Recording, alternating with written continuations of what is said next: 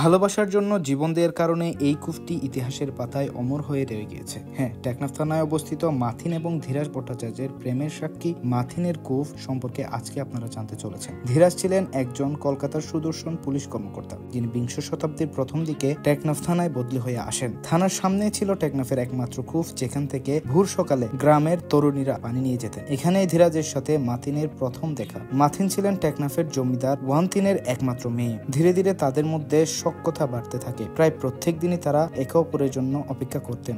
আস্তে আস্তে তাদের এই ভালো লাগা ভালোবাসায় রূপান্তরিত হয়। এদিকে তাদের এই প্রেমের কথা সবাই জেনে যায়। নানা বাধা সত্ত্বেও তাদের বিয়ের কথা পাকাপাকি হয়। একদিন ধীরাজের কাছে তার বাবার চিঠি আসে, বাবা অসুস্থ, তাকে যে কোনো কিছুর মূল্যেই কলকাতায় যেতে হবে। মাথিনকে জানানো হয় এই কথা, কিন্তু মাথিন মানতে নারাজ। সে মনে করে বিয়ের ভয়েই ধীরাজ কলকাতায় ফিরতে চায়। একরকম বাধ্য হয়ে ধীরাজ কলকাতায় পালিয়ে যায়। মাথিন কোনোভাবেই তা মেনে নিতে পারেনি। প্রেমের এই বিচ্ছেদ এবং অতি কষ্টে মাথিন খাওয়া বন্ধ করে দেয় এবং একদিন মারা যায়। এই কারণেই প্রেমের সাক্ষী মাথিনের কূপ থেকে এখনো হাজারো প্রেমিক প্রেমিকা তাদের ঐতিহাসিক প্রেমের কথা স্মরণ করে আবেগে আপ্লুত হয়। আশা করি আপনাদের ভিডিওটা ভালো লেগেছে।